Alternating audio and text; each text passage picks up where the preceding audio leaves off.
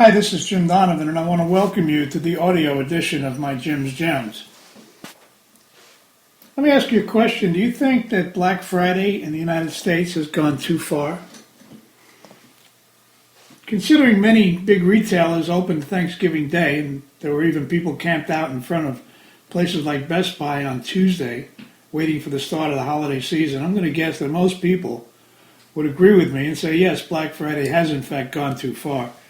And I welcome your comments and opinions. I have this on my blog at jimdonovan.com where you can comment on the article and tell me what you think about it.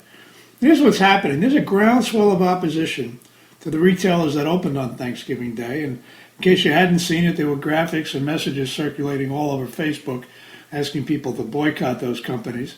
There was one woman that was so upset because she had to work at Target that she petitioned them with a Change.org petition and asked them to, quote, take the high road and save Thanksgiving.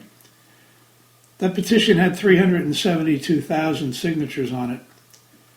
On the other side of the equation, you have brands like Nordstrom's and Neiman Marcus and Saks and many others who refuse to lower their standards and subject their employees to this absurd practice. Maybe this is why Nordstrom's is rated as one of the top 100 companies to work for in the United States and why they have the reputation for setting the standard in how to succeed in retail.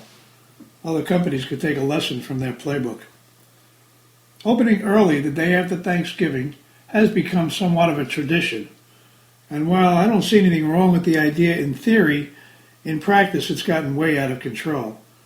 What used to be retailers opening at 7 or 8 o'clock in the morning to give shoppers a jump start on a holiday has turned into people opening on Thanksgiving Day and others opening on midnight Friday morning, taking what could have been a fun tradition, getting up early and start shopping, and turning it into a nightmare for the people who have to leave their holiday celebrations and families behind and go to work. People working in retail did not sign on for this. We hear experts talking about the decline of the American family and the lack of communication around the dinner table. And at the same time, we have retailers encouraging people to forget the holiday dinner with your family and friends and instead go out at all hours and take advantage of, quote, doorbuster specials. Of course, if you examine these specials, you'll see an array of off-label, second-rate products that are foreign imports made just for this purpose. So who's kidding whom? This, in my opinion, is the deeper problem. We are conditioning people to scramble for the crumbs. And we're doing it at a time when we should be encouraging each other to become the best that we can be.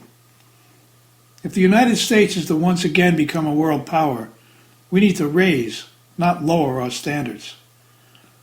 We need to realize that in the U.S. and many countries, anyone with a little ambition can earn whatever amount of money they want, and they don't need to go begging and scraping for the trinkets that they can grab.